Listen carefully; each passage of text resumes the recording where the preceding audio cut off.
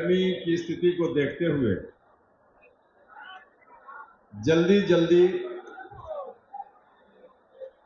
सभी नेताओं को भाषण करने के लिए निर्देशित किया गया। इतनी गर्मी में आप बैठे हुए हैं, इसलिए कोशिश हुई है कि जल्दी आपको यहां से फुर्सत मिल जाए। हम भी बहुत विस्तार से बात नहीं रखेंगे, आपके कष्ट का ख्याल करेंगे, लेकिन थोड़ी व्यवस्था तो है ही कि कुछ बात रखनी पड़ेगी। अब उसके लिए थोड़ा समय लगे तो कष्ट को सह लीजिएगा, लेकिन शांतिपूर्वक गंभीर होकर बातों को सुनिएगा।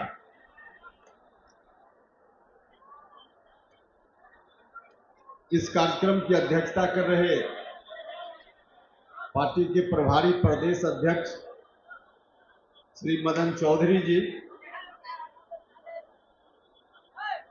संचालन कर्ता आलोक कुमार सिंह जी, अध्यक्ष संसदीय बोर्ड, और प्रशांत पंकज जी, प्रदेश के महासचिव, पार्टी के राष्ट्रीय प्रधान महासचिव माधव आनंद जी, राष्ट्रीय उपाध्यक्ष और विधान परिषद के पूर्व सदस्य रामेश्वर महतो जी, पूरा का पूरा उधर से पालीगंज का इलाका, पूरा का पूरा उधर बख्तियारपुर से आने वाली जो सड़क है वहां भी लोग सैकड़ों बस लेकर अभी खड़े हैं जो नहीं पहुंच पाए हैं। तमाम सम्मानित अभिभावकगण, माताएं, बहनों, भाइयों, मित्रों और मीडिया के बंधुओं, सबसे पहले मैं हृदय से आप सभी लोगों का धन्यवाद करता हूं।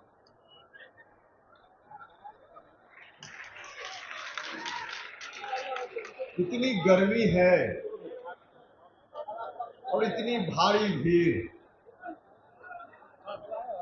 आपकी उपस्थिति को देखकर वाकई हम सभी का मन गदगद है।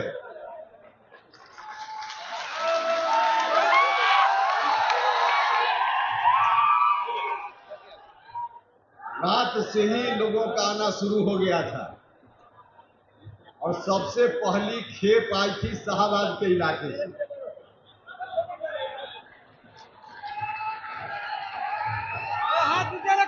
और सबसे अंतिम खेप तो अभी पहुंच ही नहीं पाएगी, वो तो अलग अलग जगह पे लोग खड़े हैं। तो इतनी अच्छी उपस्थिति, आज जगदेव बाबू को याद करने का दिन है। हम उनके चरणों में श्रद्धा सुमन अर्पित करते हैं। आज शिक्षक दिवस भी है। डॉक्टर सर्वपल्ली राधाकृष्णन साहब के चरणों में सर झुकाते हैं और हजरत मोहम्मद साहब का भी जन्मदिन है, हम उनको भी याद करते हैं, उनका भी स्मरण करते हैं। इस संदर्भ में हम और चर्चा करेंगे, जिस विषय के लिए आपको बुलाया गया है उस पर भी चर्चा करेंगे, लेकिन उसके पहले जो कुछ करंट इशू है, चर्चा है, उस पर थोड़ी बात करेंगे। मीडिया के बंधु लगातार पूछ रहे थे कि आपका जो कार्यक्रम है, आज के पहले पूछ रहे थे लगातार कि आपका जो कार्यक्रम है शक्ति प्रदर्शन के लिए कार्यक्रम है क्या?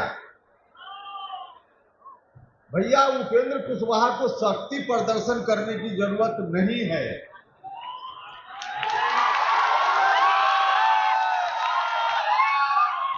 शक्ति प्रदर्शन करने की जरूरत पड़े तो यह मिलर हाई स्कूल, बेली रोड और आर ब्लॉक का इलाका ही नहीं, पूरा पटना गांधी मैदान में कार्यक्रम करके हमारे लोग भर सकते हैं। शक्ति प्रदर्शन करने की कोई आवश्यकता नहीं। उपेंद्र कुशवाहा के साथ जो ताकत खड़ी है, वह ताकत उपेंद्र कुशवाहा और राष्ट्रीय लोक मोर्चा के सम्मान में हमेशा तत्पर रहती है। इसलिए आवश्यकता पड़ने पर वही लोग हमारे सम्मान की रक्षा करते हैं, हमको अपने सम्मान की चिंता नहीं करनी पड़ती। और न सिर्फ बिहार बल्कि देश दुनिया के लोगों ने देखा, जब लोकसभा का चुनाव चल रहा था तो काराकाट के लोग जितने चिंतित नहीं थे, अगल बगल के जिलों के लोग चिंतित थे कि काराकाट में क्या हो रहा है। जो कुछ भी काराकाट में हुआ, अगल बगल के लोगों को लगा कि यह तो कहीं न कहीं हमारे सम्मान के साथ खिलवाड़ हो रहा है। बक्सर, भोजपुर, कैमूर, जहानाबाद, पटना, सब जगह के लोगों ने उपेंद्र कुशवाहा के सम्मान की रक्षा स्वयं की। उपेंद्र कुशवाहा को खुद सम्मान की रक्षा नहीं करनी। कि चुनाव के बाद भी हमारा अभियान जारी रहेगा, तो परिसीमन बहुत आवश्यक है। संविधान ने जो हमको अधिकार दिया था, डॉक्टर अंबेडकर साहब के नेतृत्व में जो गठित टीम थी, उस टीम ने जो अधिकार दिया था, उस अधिकार से हमको वंचित करने का प्रयास किया गया है पिछले 50 वर्षों से, और उसका खामियाजा बिहार भुगत रहा है। संविधान में व्यवस्था है, आजादी के समय जो संविधान हमको मिला, उस संविधान में यह बात लिखी हुई है कि प्रत्येक 10 साल पर देश में जनगणना होगी, और जनगणना में जो आंकड़ा आवेगा जनसंख्या के बारे में, उस आंकड़ा के आधार पर देश में चाहे संसद में सीटों की संख्या हो या राज्य की विधानसभाओं में सीटों की संख्या हो, उस जनसंख्या के आंकड़ा के आधार पर सीटों की संख्या प्रत्येक 10 साल की जनगणना के बाद तय की जाएगी। यह बात संविधान में लिखी हुई है। और संविधान की व्यवस्था के हिसाब से पहली बार आजादी के बाद 1951 में जनगणना हुई, उसके बाद परिसीमन हुआ, सीटों की संख्या बढ़ी। लोकसभा में भी 61 में जनगणना, उसके आंकड़ा के आधार पर फिर परिसीमन हुआ, संख्या बढ़ी। 1971 में जनगणना हुई, उसके आधार पर फिर परिसीमन हुआ, फिर संख्या बढ़ी।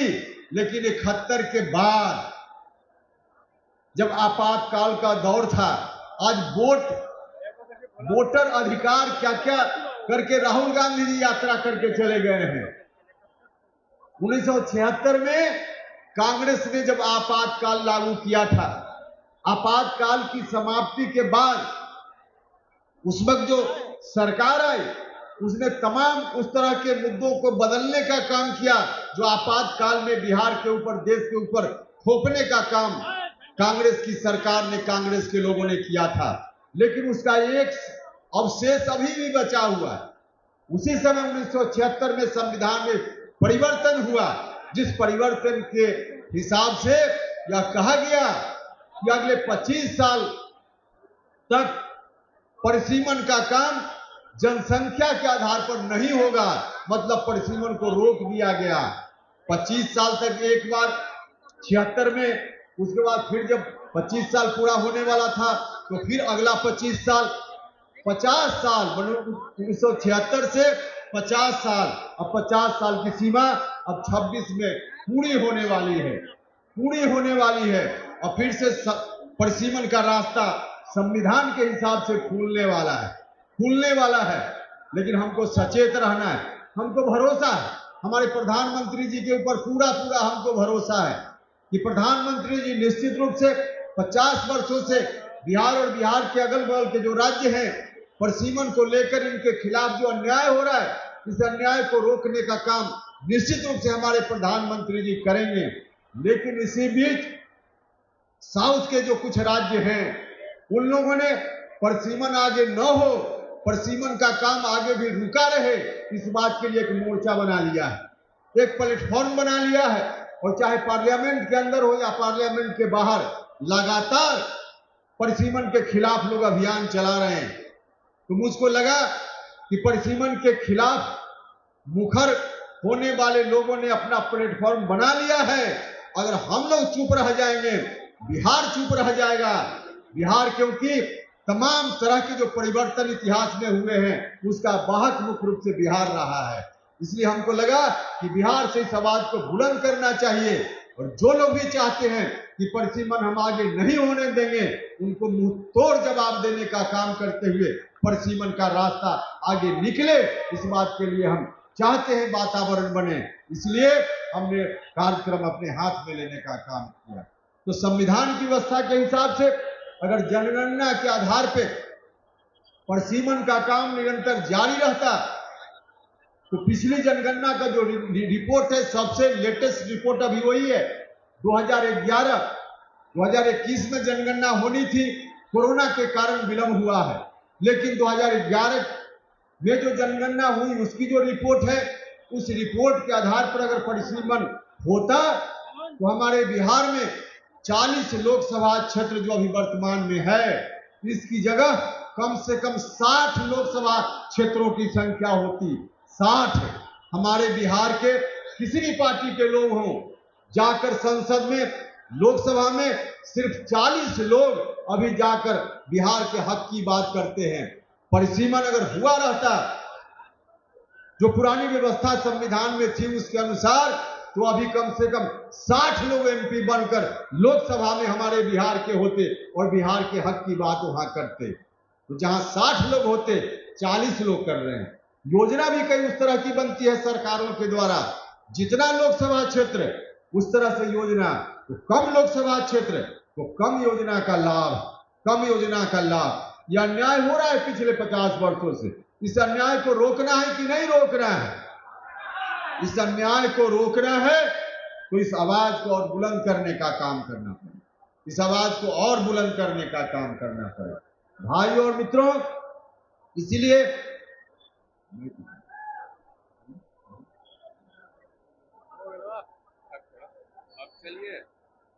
भाइयों और मित्रों, परिसीमन को लेकर कई तरह की भ्रांति भी फैलाने की कोशिश हो रही। जो लोग इसके विरोध में हैं, आप लोग जरा गौर से सुनिएगा। जो लोग विरोध में हैं उनका तर्क क्या है? उनका तर्क है कि बिहार, उत्तर प्रदेश इत्यादि राज्यों ने जनसंख्या वृद्धि को रोकने का काम नहीं किया और हमने सरकार की जो योजना है उस योजना के अनुसार फैमिली प्लानिंग अपने परिवार में किया और बर्थ कंट्रोल को हमने किया, जनसंख्या वृद्धि को रोकने का काम किया, जिसके कारण उनका कहना है कि हमारी आबादी कम हो गई। हमने सरकार के निर्देशों का पालन किया, इसलिए हमारी आबादी कम हो गई और बिहार जैसे राज्य ने उनका पालन नहीं किया, इसलिए उनकी आबादी बढ़ गई। अब तर्क उनका है कि हमने अनुपालन किया, हम अनुशासित रहे तो इसकी सजा हमको मिल जाएगी कि हमारी संख्या कम हो जाएगी परिसीमन अगर हुआ तो, और जिन्होंने नहीं पालन किया उनकी संख्या बढ़ जाएगी। जिन्होंने किया उनका नुकसान हो जाएगा और जिन्होंने नहीं पालन किया उनको प्रोत्साहन मिल जाएगा। यह उनका तर्क है। लेकिन मैं आपको बताना चाहता हूं, उनका तर्क सत्य से बिल्कुल परे है। कई लोग आपको भी मिलेंगे और इसी तरह का तर्क जो वहां के लोग तर्क देते हैं, आपको भी कहेंगे कि आपके नेता परिसीमन की बात करते हैं, लेकिन साउथ के राज्यों ने जनसंख्या रोकी, उसका नुकसान होगा और यहाँ के लोगों ने बेतहाशा जनसंख्या बढ़ाई, इसका लाभ लीजिएगा। ये कहाँ का न्याय है? लोग कहेंगे। यह जो उनका तर्क है, जरा ठीक से समझिए, उनका तर्क बिल्कुल बेबुनियादी तर्क है। भाइयों और मित्रों, उनकी जनसंख्या, जब से देश में जनगणना का काम शुरू हुआ, आजादी के पहले का 150 साल, 1881 में पहली बार तत्कालीन भारत की सरकार ने जनगणना कराने का काम शुरू किया था। तब से जनगणना आजादी के समय तक लगभग 150 साल में जो जनगणना की रिपोर्ट है, उस रिपोर्ट के हिसाब से तब हमारी आबादी, बिहार और बिहार के अगल बगल के राज्यों की आबादी उस वक्त घट रही थी, बढ़ नहीं रही थी, घट रही थी। उनकी आबादी तब बढ़ रही थी। जो लोग आज कह रहे हैं कि हमने आबादी को कंट्रोल किया है, तो 150 वर्षों में उनकी आबादी बढ़ रही थी, लगातार बढ़ रही थी। 51 तक बढ़ा, 61 तक उनकी आबादी उनकी बढ़ी, और 71 में मामूली सा उसमें मामूली कमी आई। तो लगातार 150 साल से आबादी आप बढ़ा रहे थे। अगर लोगों के चाहने से ही आबादी बढ़ने का मामला है, जैसा लोग तर्क देते हैं दक्षिण के लोग, तो जब उनकी आबादी बढ़ रही थी तो 51 में उसका लाभ लिया, 61 में उनकी आबादी बढ़ रही थी तो उसका लाभ लिया, 71 में भी लाभ लिया, और 61 हमारी आबादी उस वक्त नहीं बढ़ी जब देश गुलाम था। सबसे ज्यादा अंग्रेजों के शोषण के हम शिकार हुए, हर तरह से हमारे साथ जो दुर्व्यवहार हुआ, हम जो शिकार हुए, शोषण के शिकार हुए, हमारे यहाँ विकास की गाड़ी अवरुद्ध हो गई। हम शिक्षा के क्षेत्र में पिछड़ गए, वहां विकास की गाड़ी आगे बढ़ते रही। वहां जो विकास का काम अभी भी ज्यादा देख रहे हैं, उसके पीछे भी ऐतिहासिक कारण है। उनका विकास ज्यादा हुआ, उनके यहाँ शिक्षा का प्रसार ज्यादा हुआ, ऐतिहासिक कारण से हमारे यहाँ इसका अभाव रहा। तो उनकी आबादी जब बढ़ रही थी तब तो 61 में तो परिसीमन रोकने की बात उन्होंने नहीं की। उनको जब लाभ मिल रहा था तो परिसीमन उनके लिए ठीक था। 71 में जब लाभ मिला तो परिसीमन ठीक था, और शुरुआती दौर में हमारी आबादी कम थी। जब अब हमारी आबादी बढ़ रही है तो अब कह रहे हैं कि नहीं, अब तो भोज बंद हो जाए। मतलब कि जब पंगत में बैठकर वहां के लोग भोजन कर रहे थे तब तो पंगत जारी रहे, उनकी भी कोशिश थी। जब उनका पेट भर गया, जब हमारी बारी खाने की आई तो कहते हैं कि अब पंगत बंद कर दो, अब भोज ही बंद हो जाएगा। तो भाई और मित्रों, ये आबादी वाला जो तर्क है पूर्णतः उनका गलत तर्क है। शुरुआत में उनकी आबादी बढ़ी, अब हमारी आबादी बढ़ रही है। उनको लाभ पहले मिला, अब हमको लाभ मिलना चाहिए। और जहां तक सरकारी उपाय से आबादी के नियंत्रण की बात है, यह भी उस रूप में नहीं है जिस रूप में सामान्य तौर पे उसका अर्थ लगाया जाता है। और उस सरकार में जगदेव बाबू, जननायक कर्पूरी ठाकुर जी, बीपी मंडल जी जैसे लोग शामिल थे। महामाया बाबू के नेतृत्व में सरकार बनी थी, लेकिन महसूस किया जगदेव बाबू ने कि उस सरकार की कथनी और करनी में अंतर है, तो उन्होंने वहां से इस्तीफा किया, वहां से हट गए। और हटने के बाद जो विधायक दल था उस वक्त, उसमें ब्रेक हुआ, अलग से एक ग्रुप बना, और उस ग्रुप के नेता के रूप में जगदेव बाबू स्वर्गीय बीपी मंडल साहब को बिहार का मुख्यमंत्री बनाना चाहते थे। बीपी मंडल साहब को बिहार का मुख्यमंत्री बनाना चाहते थे, लेकिन संवैधानिक अड़चन था उनके मुख्यमंत्री बनने में। लगातार 6 महीना तक कोई व्यक्ति बिना सदन में रहे हुए मुख्यमंत्री या मंत्री पद पर रह सकता है। तो 6 महीना का कार्यकाल उस समय की सरकार में बीपी मंडल साहब ने पूरा कर लिया था।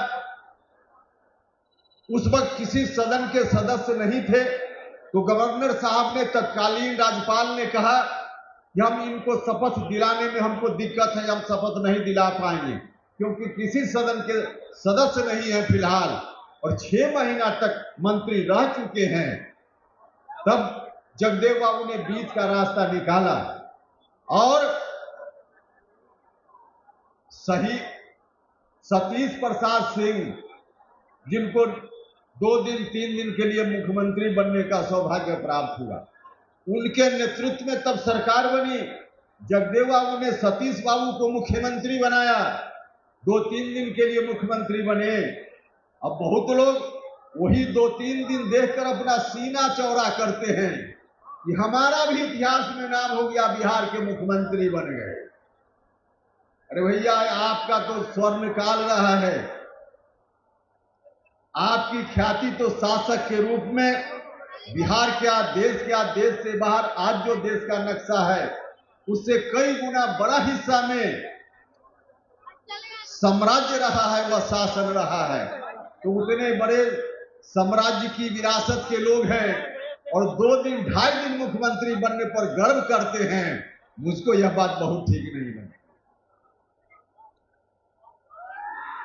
भाइयों और मित्रों, वह विषय अलग है लेकिन सतीश बाबू को मुख्यमंत्री बनाने का काम जगदेव बाबू ने किया और फिर जो सरकार बनी उस सरकार के माध्यम से बीपी मंडल साहब को विधान परिषद के सदस्य के रूप में मनोनीत करने की अनुशंसा हुई।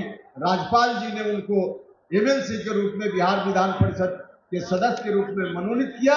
फिर मुख्यमंत्री के रूप में बीपी मंडल साहब ने ओथ लिया, शपथ ग्रहण लिया। तो सतीश बाबू को ही मुख्यमंत्री बनाने वाले, स्वर्गीय बीपी मंडल साहब को मुख्यमंत्री बनाने वाले जगदेव बाबू चाहते तो स्वयं ही मुख्यमंत्री बन सकते, लेकिन विचारधारा को बढ़ाना चाहते थे, विचारधारा को बढ़ाना चाहते। उन्होंने अपनी पार्टी बनाई थी शोषित समाज दल पार्टी बनाई थी। जगदेव बाबू का निधन, अगर जिस तरह से उनकी हत्या हुई उस तरह से उनका निधन नहीं हुआ रहता तो आगे चलकर शोषित समाज दल और मजबूत पार्टी के रूप में उभरता। लेकिन जो कुछ भी हुआ, प्रकृति को यह बात मंजूर नहीं थी, उनकी हत्या हो गई और शोषित समाज दल का रास्ता वहीं का वहीं रुक गया, वहीं का वहीं रुक गया। क्योंकि उस वक्त तक शोषित समाज दल में जगदेव बाबू के बाद कौन उत्तराधिकारी हो यह बात तय नहीं हुई थी। कौन व्यक्ति उनके बाद उस पार्टी को उस विचारधारा के साथ चला पाए यह तय करने का उनको मौका नहीं मिला था। क्योंकि अचानक से चले गए हमारे बीच से, उनकी हत्या हो गई। अगर उनकी मृत्यु अकाल उस तरह से नहीं हुई होती, सामान्य मृत्यु से अगर उनकी मौत होती बाद के दिनों में, तो मेरा पक्का भरोसा है कि जिस तरह की सोच के थे जगदेव बाबू, निश्चित रूप से 5-10 साल में कोई ना कोई ऐसा व्यक्ति को, उस विचारधारा से लैस व्यक्ति को अपने बाद के लिए उत्तराधिकारी के रूप में प्रस्तुत जरूर कर दिए होते, लेकिन नहीं कर पाए। अचानक चले गए। विडंबना जिसके चलते शोषित समाज दल समाप्त हो गया। शोषित समाज दल अगर जगदेव बाबू कुछ दिन और रहते, अपने उत्तराधिकारी का चयन करके और सामान्य मृत्यु से उनकी मौत हुई रहती, तो शोषित समाज दल विचारधारा के आधार पर आज भी बिहार में सबसे मजबूत पार्टी के रूप में रहता, आज भी मजबूत पार्टी के रूप में रहता। आज जो इस विचारधारा के चलने वाली पार्टी है, सबसे मजबूत पार्टी, फिर बाकी पार्टी की जरूरत ही नहीं पड़ती। राष्ट्रीय लोक मोर्चा बनाने की जरूरत उपेंद्र कुशवाहा को नहीं पड़ती। हाँ, बाद में चलकर उसी पार्टी के नेता लालू यादव हो सकते थे, उसी पार्टी के नेता नीतीश कुमार हो सकते थे, लेकिन पार्टी वही रहती। लेकिन अचानक चले गए, अपना उत्तराधिकारी बनाने का वक्त ही उनके पास नहीं था। तो भाई और मित्रों, इसलिए हम बार बार बोलते हैं, कई लोगों को यह बात अटपटी लगती है। मैं आज भी इस मन से कह रहा हूं, मेरे पीछे बाउंड्री वॉल के पीछे पार्टी कार्यालय में बैठे हुए लोग सुन रहे होंगे। मैं कहना चाहता हूं, उत्तराधिकारी उसी विरासत का होना चाहिए जिस पार्टी को कोई भी आगे बढ़ाना चाहता। और समय रहते अगर नहीं तय होगा तो शोषित समाज दल जिस रूप में समाप्त हुआ, नुकसान उस रूप में भी हो सकता है। तो जगदेव बाबू का इतना बड़ा कंट्रीब्यूशन था उनका। संयोग ऐसा है कि आज शिक्षक दिवस भी है। हम जहां एक तरफ विरासत बचाने की बात, बढ़ाने की बात करते हैं, वहां विकास के लिए, गरीब लोगों के जीवन स्तर को ऊंचा उठाने के लिए, समाज में जो विषमता है उस विषमता को समाप्त करने के लिए, आर्थिक समृद्धि की भी बात करते हैं। और उसके लिए पहली आवश्यकता है, बिहार में चाहे जिस घर के बच्चे हो, गरीब हो, अमीर हो, जिस जाति के हो, जिस धर्म के हो, सब लोगों को अच्छी शिक्षा प्राप्त करने का अवसर मिले। तो शिक्षा हमारा मूल मुद्दा में शामिल विषय है। तो आज शिक्षक दिवस भी है, तो इस अवसर पे मैं आप सब लोगों को भी शिक्षक दिवस की शुभकामना देता हूं। लेकिन हम जब शिक्षा की बात करते हैं तो दुनिया के स्तर पर आज शिक्षा की क्या स्थिति है। दुनिया के स्तर पे अब आर्टिफिशियल इंटेलिजेंस का समय आ गया। अब शिक्षण संस्थानों में एआई का उपयोग हो रहा है। एक प्राइवेट एजेंसी ने, जो देश से बाहर की एजेंसी है, अभी कुछ दिन पहले रिपोर्ट दी। उस रिपोर्ट के आधार पे दुनिया के जो बड़े देश हैं, जो विकसित देश हैं, उन देशों में 60% के लगभग यूनिवर्सिटीज और कॉलेज एआई का उपयोग करते हैं, आर्टिफिशियल इंटेलिजेंस का उपयोग करते हैं। अब तो हम आज शिक्षक दिवस है, लेकिन अब जो आगे आने वाले दिनों में जिसकी शुरुआत हो चुकी है, अब शिक्षक हमारे आपके जैसा कोई व्यक्ति की जगह, मानव की जगह रोबोट शिक्षक का काम करेगा। रोबोट शिक्षक का काम करेगा जो दुनिया भर की जानकारी से लैस होगा और बच्चों को ही शिक्षा देने का काम करना पड़ेगा। हमको उससे टक्कर लेना पड़ेगा, हमको उससे मुकाबला लेना पड़ेगा। और वैसे शिक्षकों को, मानव जो आदमी है, उसमें इस तरह की गुणवत्ता लाकर उस स्तर का शिक्षक हमको बनाना पड़ेगा, उस स्तर का शिक्षक बनाना पड़ेगा। तब जाकर दुनिया के मुकाबले हम अपने बच्चों को खड़ा कर पाएंगे। हम अपने बच्चों को अगर दुनिया के मुकाबले ले जाना चाहते हैं, उस मुकाबले हमको खड़ा करना पड़ेगा। और जब इस मुकाबले खड़ा करना पड़ेगा, हम भारत सरकार में मंत्री थे, सिर्फ बिहार में ही, बिहार से बाहर भी कई राज्य में जाते थे, स्कूल में, विद्यालय में जाते थे, खासकर सरकारी विद्यालय या बहुत सारा प्राइवेट विद्यालय में भी। वहां बच्चों से सवाल करते थे कि बताओ कि पढ़ लिख कर क्या सपना है तुम्हारा, क्या बनना चाहते हो। तो आज तक एक बच्चा भी नहीं मिला जिसने यह कहा हो कि पढ़ लिख कर हम शिक्षक बनना चाहते। किसी ने कहा डॉक्टर बनना चाहते, किसी ने कहा इंजीनियर बनना चाहते हैं, किसी ने कहा कि साइंटिस्ट बनना चाहते हैं, किसी ने कहा कि सेना में भर्ती होकर देश के लिए लड़ना चाहते हैं, इत्यादि इत्यादि सब कुछ कहा, लेकिन शिक्षक बनना चाहते हैं किसी ने नहीं कहा। भाई और मित्रों, ऐसी स्थिति क्यों है? विकसित राष्ट्र जो दुनिया के हैं वहां ऐसी स्थिति नहीं है। वहां प्राथमिकता होती है बच्चों के लिए कि हम शिक्षक बनेंगे। तो कहीं ना कहीं यह गिरावट आई है, यह गिरावट बाद के दिनों में आई है। पहले जितना शिक्षकों का सम्मान था हमारे समाज में, सरकारी स्तर पे या समाज के स्तर पे, आज उतना सम्मान नहीं है। तो शिक्षकों की साख को भी लौटाने का काम करना है, लेकिन शिक्षकों की साख लौटाने में सरकार की भी भूमिका होगी, सरकार की भी भूमिका होगी। सरकार की भूमिका के बगैर हम बच्चों को अट्रैक्ट नहीं कर पाएंगे। आज जो बच्चा भी कंपटीशन की तैयारी करता है, चाहे गांव में रहकर हो, पटना में रहकर हो, दिल्ली में रहकर हो, वह सबसे पहले आईएएस, आईपीएस या बीपीएससी करके अलग अलग राज्यों के सर्विस कमीशन में बैठ करके और प्रशासनिक सेवाओं में जाना चाहता है। प्रशासनिक सेवाओं में जाना उसकी प्राथमिकता होती है।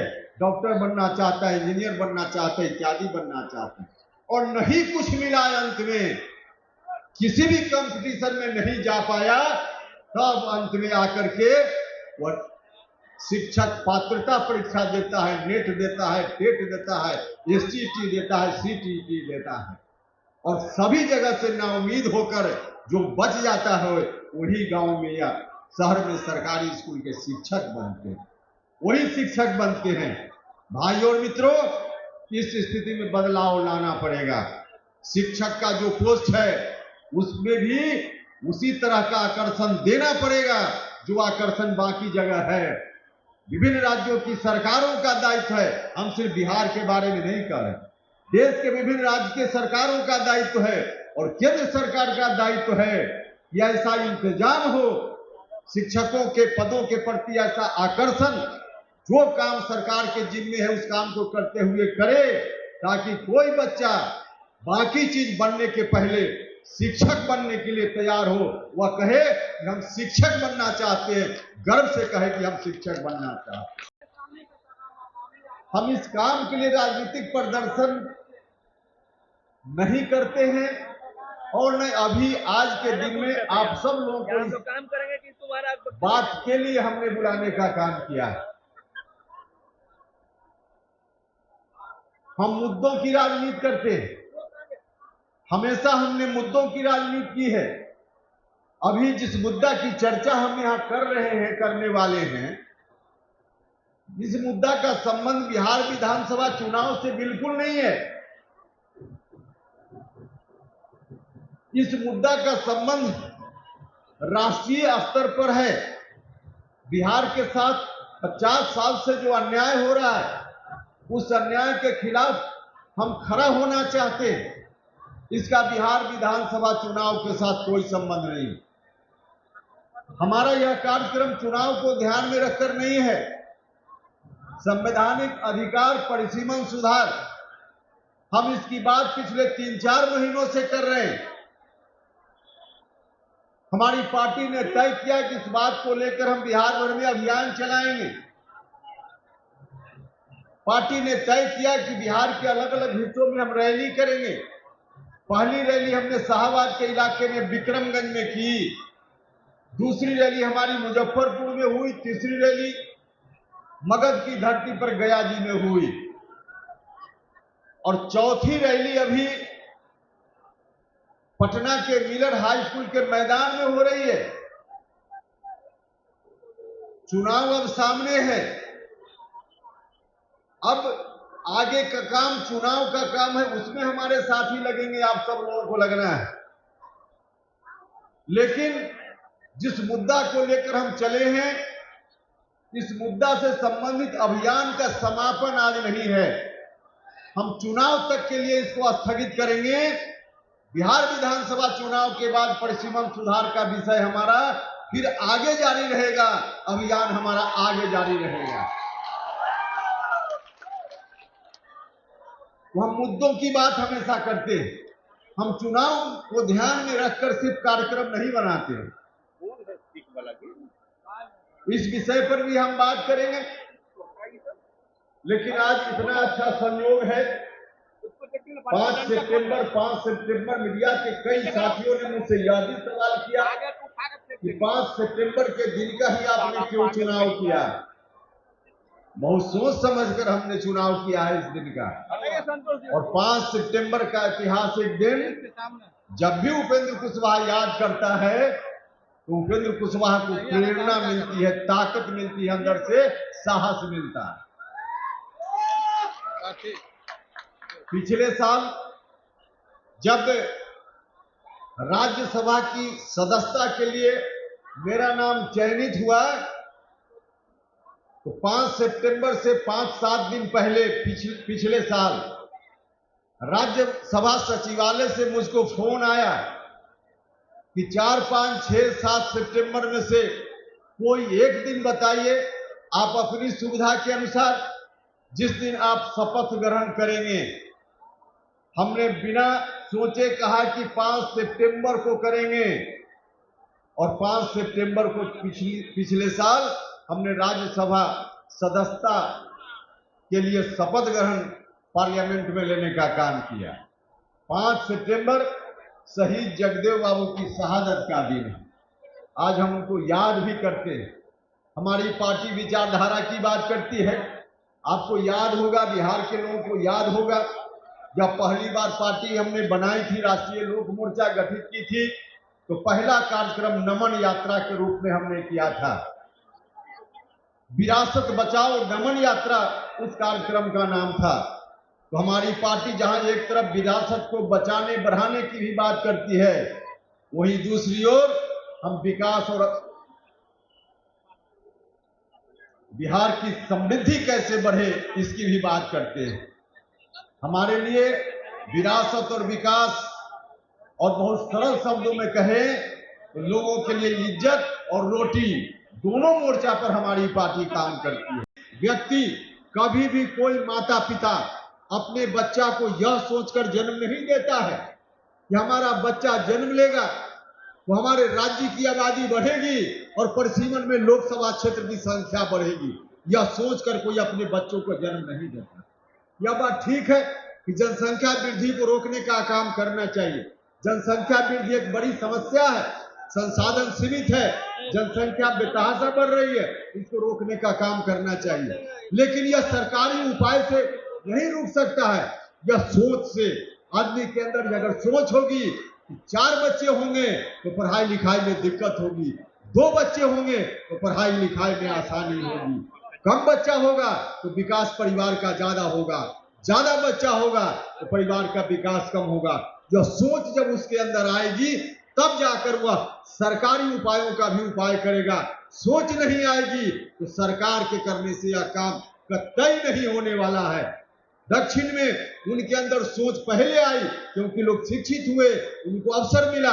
हमारे यहाँ और लोग शिक्षित हो रहे हैं, नहीं शिक्षित लोग थे, गरीब लोग गांव में जो शिक्षा नहीं थी जहां, और आज भी जहां नहीं है, वहां किसी परिवार में चले जाइए और पूछिए कि बच्चों की संख्या बढ़ रही है, तो कहेगा कि इससे क्या दिक्कत है, यह तो भगवान की देन है। 2 बच्चा है तो मजदूरी 400 रुपया रोज कमा कर लाता है, 3 बच्चा होगा तो 600 रुपया कमाएगा। तो उनकी सोच यही तक है, क्योंकि विकास के रास्ते में पीछे हैं, शिक्षा उनको नहीं मिल पाई है।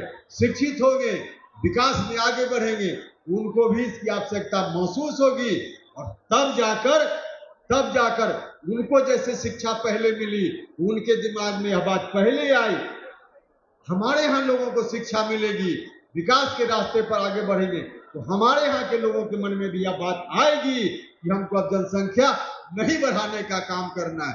तो यह सोच व्यक्तिगत स्तर पर उत्पन्न कैसे हो, इसका वातावरण बनाना पड़ेगा। इसके लिए सरकार को इंतजाम करना पड़ेगा, इसके लिए सरकार को सोचना पड़ेगा, वरना सीधे कार्यक्रम देने से जनसंख्या नहीं रुकेगी। यही कारण है कि हमारे यहाँ जनसंख्या अब तक ठीक से नहीं रुक पाई है। लेकिन शिक्षा बढ़ने से कैसे जनसंख्या रुकती है? एक सर्वे बार बार माननीय मुख्यमंत्री जी बोलते हैं, एक सर्वे बिहार में है, एक अध्ययन है, उस अध्ययन के हिसाब से कोई अशिक्षित महिला मां बनती है और कोई मैट्रिक पास महिला मां बनती है, बच्चा जन्म देने का रेट, जो मैट्रिक पास महिला है उनके यहाँ बच्चा को जन्म देने का रेट कम हो जाता है। अशिक्षित महिला नहीं सोचती, मैट्रिक पास कर जाती है, मां बनती है तो सोचती है कि हमारा बच्चा कम होना चाहिए, तो संख्या कम हो रही है। एक सर्वे है कि मैट्रिक पास लड़की जब मां बन रही है तो उनके यहाँ जन्म दर कम हो रहा है। इंटर पास कर जाती है तो उनके यहाँ और थोड़ा रुक जा रहा है। तो जैसे जैसे शिक्षा का प्रचार प्रसार हो रहा है, विशेषकर महिलाओं में प्रचार प्रसार हो रहा है, वैसे उस काम में हम भी प्रगति कर रहे हैं, हम भी आगे बढ़ रहे हैं। तो इतिहास में जो गड़बड़ी हुई है, उस गड़बड़ी के चलते हमको सजा नहीं मिलनी चाहिए। आगे ऑटोमेटिक जो अब शिक्षा आ रही है तो जनसंख्या हमारी रुकेगी। उस समय जो भी परिसीमन के चलते जो कुछ भी जिस राज्य को मिलेगा ठीक है, लेकिन आज परिसीमन हो, इसकी जरूरत है, नहीं हो रहा है, यह अन्याय है। इस अन्याय के खिलाफ इसीलिए हमने अभियान छेड़ने का काम किया।